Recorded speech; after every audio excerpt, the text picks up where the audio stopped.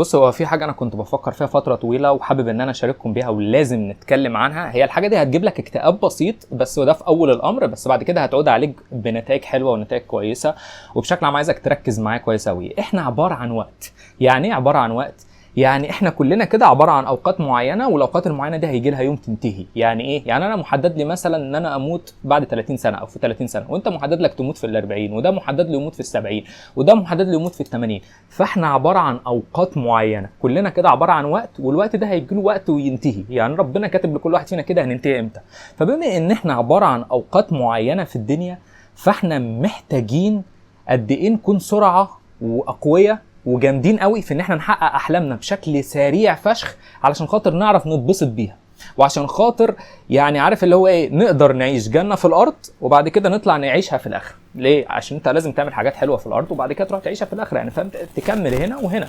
فاكتشفت قد ايه ان انت كل مهم ان انت تكون سريع وذكي وقوي في تحقيق احلامك، وتحاول على قد ما تقدر تشتغل بذكاء وبجهد، وتبقى قوي فشخ في انك انت توصل لاحلامك بشكل اسرع من اي حد تاني.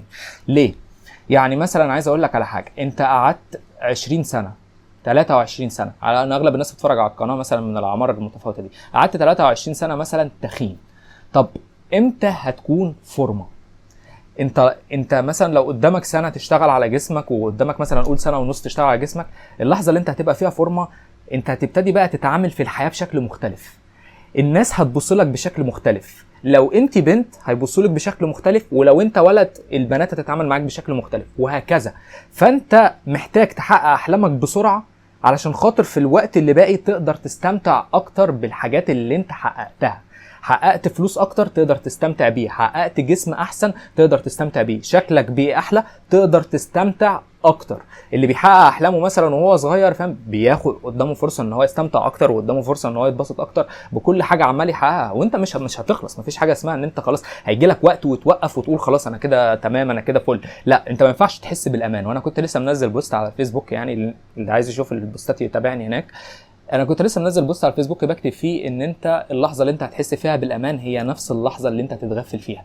يعني اللحظه اللي انت هتحس فيها بالامان مع شريكه حياتك، واللي هو خلاص ده هي واخداني وهي بتحبني فشخ وانا خلاص تمام، وقابلاني بكل عيوبه وقابلاني بكل شكل، دي نفس اللحظه اللي انت بتتغفل فيها. على فكره انت لازم طول الوقت تخلي الاشخاص اللي معاك، انا بكلمكم سواء ولاد او بنات، تخلوا الناس اللي معاكم هي اللي تخاف ان هي تسيبكم. لازم انت تتطور لمرحله ان اللي معاك هو مرعوب فعلا وعنده هس من ان انت تسيبه، من كتر ما انت جامد، ومن كتر ما انت الناس عماله تتكلم عليك وتتكلم عليك قد ايه انت شديد، وقد ايه بتطور من نفسك، وقد ايه بتحسن من نفسك كل يوم.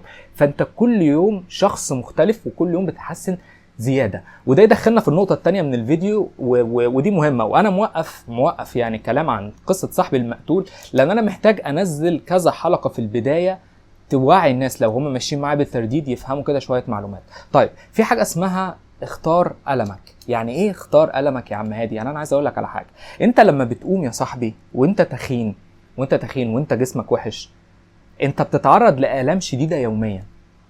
يعني ايه بتتعرض لآلام شديده يوميا؟ يعني انت مثلا لما بتبص حد بصلك بقرف، حد من اصحابك مثلا هزر معاك وراح مسك لك صدرك، حد مش عارف ضايقك بالكلام، حد قال عليك كلمه وحشه في جسمك، حد قال اي حاجه، انت بتتعرض لآلام كتيره. ده غير ان انت مثلا ممكن تدخل تخين لدرجه ان انت مش مرتاح في حياتك، مش مرتاح في تنفسك، ضايع، فاهم اللي هو ايه، التخن ده مأثر عليك، كل ما تبص في المرايه تلاقي نفسك اكتئبت، سواء ولد او بنت. فانت بشكل عام عارف اللي هو ايه، انت بتتعرض لألم.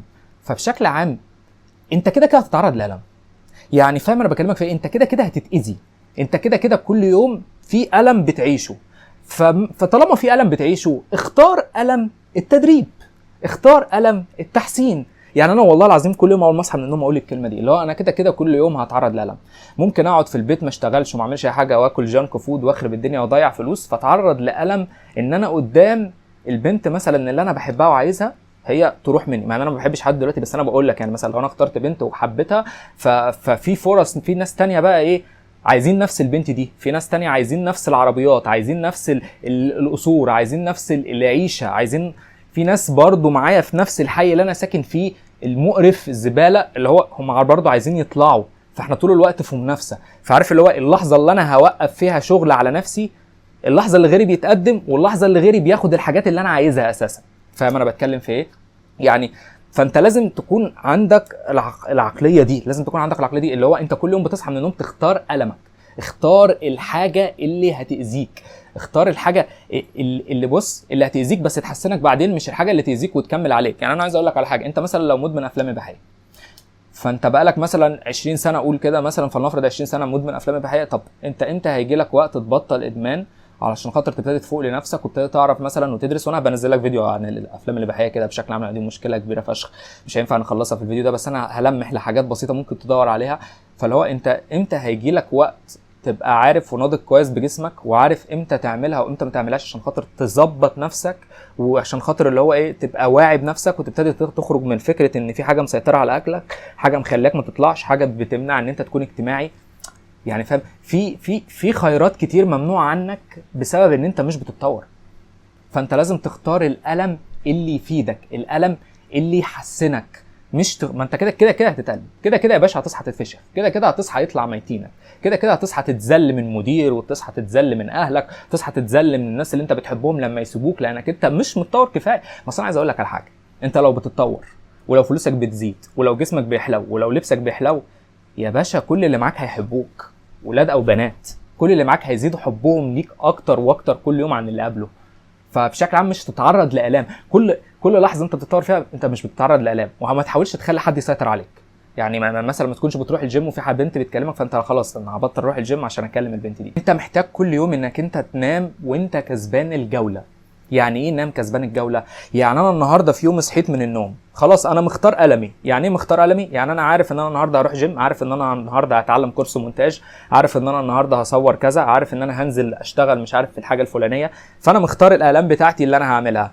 فانا لازم انام كسبان كل الجولات اللي انا عملتها في الجولات اللي انا دخلتها في حياتي. اتعامل مع الحياه كده ان هي مصارعه، يعني والله العظيم بجد انا بصحى حاطط في دماغي كده ان هي مصارعه وانا في منافسه. فانا مثلا قاعد كده على الكمبيوتر قاعد بمنتج مثلا فيديو لعميل او فيديو لحاجه، بتجيلي افكار جنسيه، ما انا ممكن استجيب للافكار الجنسيه دي واخش بقى امسك الموبايل اتفرج، احاول ادور على فيديو مثلا فيه نفس الافكار دي واتفرج عليه خلاص واتبسط وابقى زي اي شاب عادي. بس انا عارف كويس ان انا لو عملت كده فانا بتاخر، عارف كويس ان انا عملت كده فانا الوقت اللي انا ما اشتغلتش فيه والوقت اللي انا عملت كده والوقت اللي بعديها بقى خدت وقت راحه ولا ضيعت اليوم ولا ما اشتغلتش بسبب الحوار ده، ما انا الوقت اللي بعد كده اصلا يعني فاهم في حد غيري اشتغله، في حد غيري هياخد البنت اللي انا عايزها، في حد غيري هياخد الحاجات اللي انا عايزها.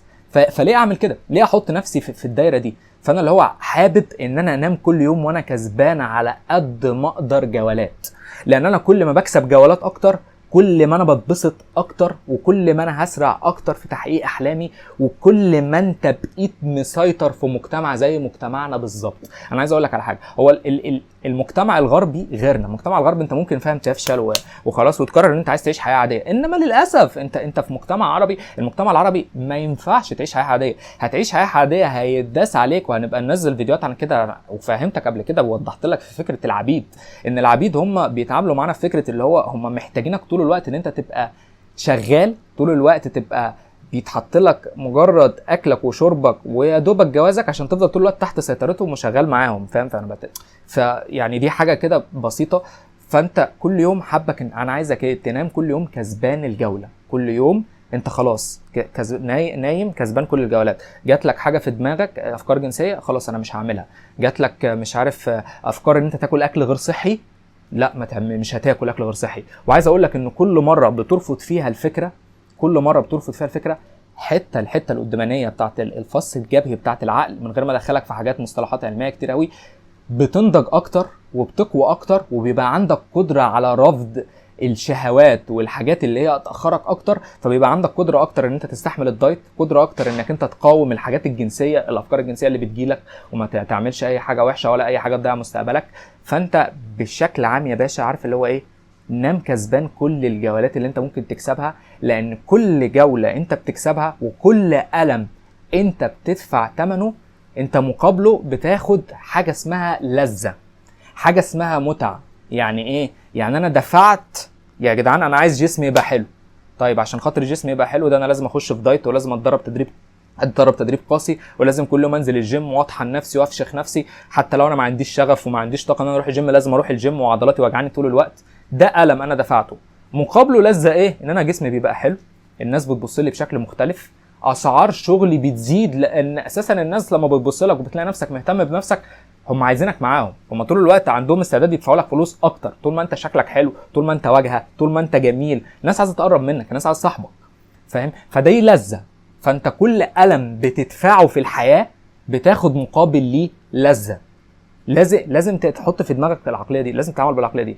نام كسبان كل الجولات اللي انت ممكن تكسبها في يومك، وابتدي من دلوقتي، علشان خاطر لو انت عندك مثلا 24 سنه تقدر تحقق جزء من احلامك على 26 سنه، فتتبسط اكتر، تتبسط اكتر وتخش بقى في دايره انبساط بقى، وكل شويه عمال تحقق حاجه حاجه حاجه حاجه لحد ما تعمل جنتك في الارض وتروح تعيشها في الاخر. لانك انت اساسا لو ما عملتش جنه في الارض مش هتعيشها في الاخر. يعني طبعا رجال الدين حرفوا الموضوع خالص، قال لك ايه؟ قال لك انت لازم تكون متعذب وطالع ميتين اهلك ومفشوخ في كل حته علشان خاطر تعيش في الاخره. لا، الكلام ده مش حقيقي يا باشا. لو بص على اغلب الناس اللي هم يعني طالع عينيهم وكده، هم حرفيا بيطلعوا غضبهم طول الوقت على الناس، هم حرفيا طول الوقت جواهم حقد وغل، هم طول الوقت بيتمنوا اللي مع الغير، طول الوقت بيحقدوا على الغير على اللي معاه، وضايعين يا باشا. فالحاجات دي هتدخلهم النار حتف. انما انت بشكل عام لما بتتطور بتتحسن طول الوقت، مركز على نفسك، مركز على مراتك، مركز على جزء بسيط من اصحابك اللي هم بيتطوروا زيك، فانت معاهم بتتطوروا سوا، وبتبتدي تلاقي نفسك اللي هو في بعض الشلل وبعض الصحاب نفضتلهم مش هينفع يكونوا معاك، فاهم؟ هم فعلا مش هينفع يكونوا معاك. هم اساسا هم كانوا معاك من البدايه كمخدرات، اللي احنا مع بعض يا باشا علشان نحسس بعض ان احنا كلنا فشل وما حدش فينا ينجح. احنا اللحظه اللي هينجح، اللي حد ينجح فينا تبقى مرقاصه بجد والله. احنا اللحظه اللي حد فينا هينجح كده. انا كنت مع شله اصحاب كده، ما حدش فينا ينجح، ما حدش فينا يتطور، ما حدش فينا يروح جيم. اللي حد ليه؟ لان احنا بنتعامل مع بعض كاننا مخدرات. احنا عايزين ننزل نضيع مع بعض اكبر وقت ممكن علشان خاطر ننسى فيه الام اللي الحياه دايسانا فيه. نقعد نهزر عن الحياه، نقعد ننزل ميمز عن الحياه، نقعد نتريق على حياتنا وعلى مشاكلنا وعلى الظروف اللي احنا بنمر بيها. فاحنا مع بعض كده كشويه مخدرات عشان ننسى الواقع، قاعدين ننزل نهزر مع بعض ونضحك مع بعض، ونضحك على الامنا ونضحك على حاجات بتوجع بجد، ونهين بعض عادي. بس اللحظه اللي حد فيها يتطور هو هيحسس الباقي ان هم فاشلين، فانت ما ينفعش تتطور. ولو اتطورت احنا هنأذيك. لو اتطورت في اي حاجه، يعني عارف، بص، لو اتطورت بس كده في انك انت اتطورت عاطفيا بان في واحده سبحان الله كده من العدم اختارتك من وسط اصحابك عشان مثلا تحبك وكانت معاك، هتبص عليهم بيحاولوا ان هم ياخدوها منك بجد والله، بيحاولوا ان هم ياخدوها منك. شايفينها كتير عليك، شايفين ان انت الفلوس اللي انت بتاخدها كتيره برضه عليك، شايفين ان انت كل حاجه بتعملها كتير عليك. ليه؟ لانك انت بتفكرهم بألمهم، بتفكرهم. وغير كده كل واحد شيطانه بيقعد معاه بالليل كده ويفضل يملى له افكار اللي هو يا باشا ده دول ما يستاهلوش وانت اللي تستاهل. شيطانه عارف، بص، شيطانه بيفضل يطبل له طول الليل، وشيطانه يفضل يقول له ده ما يستاهلش، ده ما يعملش ده، ويخليه كده شيطانه يستخدمه ان هو يأذيك بجد والله. يعني دول الصحاب، دول اللي انت بتقعد معاهم، دول اللي انت بتقول اخواتي، دول اللي بيتصدروا لك في الخناقات ومش عارف ايه ويبقوا معاك. بتكتشف مره واحده كده ان انت لما ابتديت تنجح قد ايه الناس دي كانت بتتعامل معاك ان انت مجرد مخدرات. فاهم كلامي؟ موضوع الصحاب ده كبير قوي كده، انا عايز ابقى اتكلم عنه في فيديوهات بساعه، لان حرفيا الموضوع بيفرق وهفهمك ازاي تتعامل معاهم. بس انا عايز اقول لك على حاجه، لو انت عندك الاشخاص دي حاول تتعامل معاهم في اقل حاجه، وتعامل معاهم في انك انت تخرج بس، ما تحكيش اي حاجه حقيقيه، ما تحكيش اي حاجه شخصيه، اتعامل معاهم ان هم مجرد خروجه، ومش دايما تخرجها في اوقات معينه انت هتبقى مكتئب فيها وانت بتحقق احلامك، لانك انت يا باشا في حاجه اسمها مرحله انتقاليه. وكويس ان انا قلتها هنا في الفيديو قبل ايه، والفيديو متاخر عشان اللي يكون وصل للنقطه دي هو اكتر واحد يستفيد. في حاجه اسمها مرحله انتقاليه. المرحله الانتقاليه دي يا باشا انت لما بتبتدي تتغير من حاجه لحاجه انت بيطلع ميتين اهلك حرفيا بس عشان اجيبها لك على بعض. يعني ايه بيطلع ميتين اهلك يا عمادي؟ يعني انت بتكتئب. انت لما بتبتدي نظام دايت وانت طول الوقت متعود تاكل سكر، تاكل اي خرا قدامك بيجي، فانت بشكل عام عمال تاكل كميه كارب عاليه، بتاكل كميه سكريات عاليه، بتاكل اي خرا حتى لو فقير. ولو فقير بالذات بتاكل اكتر، بتاكل اكل خرا اكتر، لانك انت لو فقير بتتحط قدامك اكلات مصنعه، اكلات خرا فشخ، فانت مقضيها خرا. فانت اللحظه اللي انت بتنتقل فيها من انك انت تاكل اكل غير صحي لاكل صحي، يا لهوي بتتفشخ نفسيا، بتبقى مش مستحمل، بتبقى عايز تعيط، عايز تبكي. ماشي فوق، ماشي استحمل. كل دي جولات يا باشا خشها. دي مرحله انتقاليه هتقعد لك اسبوعين كده يا باشا تعبان، اسبوعين كده حاسس باكتئاب، بس بعدها تتحسن. انت وانت بتتدرب في الجيم هتقعد لك فتره ان انت الم العضلات شديد، بس صدقني بعدها هتتعود على الالم ده وهيبقى بالنسبه لك متعه. فاهم انا بكلمك والله العظيم بجد. فانت في مرحله انتقاليه، اللي هو انا مش قادر، انا لازم اقوم اتفرج على افلام بورن دلوقتي، انا مش قادر، ده انا هقوم احطه في الموبايل، مش قادر يا عم. قوم يعني، فاهم؟ مش تقوم تتفرج، لا قوم اكسب الجوله، عقلك هيسيطر اكتر، عقلك هيثق في نفسه اكتر، عقلك هيتحط كده في دماغك ان هو قد ايه اتحولت لشخص جامد. ولما تلاقي مثلا مش عارف فلانه وعلانه ومش عارف ومين فلان الفلاني في الشغل بيتكلم عنك، ومين فلان الفلاني بيتكلم في الشغل عنك، والله هتحس شعور مختلف هيخليك ترجع تاكل نفسك اكتر، ترجع تتعلم اكتر، تكتشف نفسك ان انت مثلا الحاجات اللي اتعلمتها في شهر وانت مش متعافي من الافلام الاباحيه ولا متعافي من الاكل والحياه دايسه عليك والبنت اللي انت بتحبها مطلعه ميتينك ومصاحبه عليك 10، انت هتلاقي نفسك بعد كده الاحساس اختلف. لا انت دلوقتي انت حرفيا اللي في حياتك ناس كتير، في حياتك ناس عايزه تكلمك، في حياتك ناس عايزه بس تبعت لها مجرد رساله. الشعور بيبقى مختلف، انت بتحس وقتها ان انت بدات تسيطر.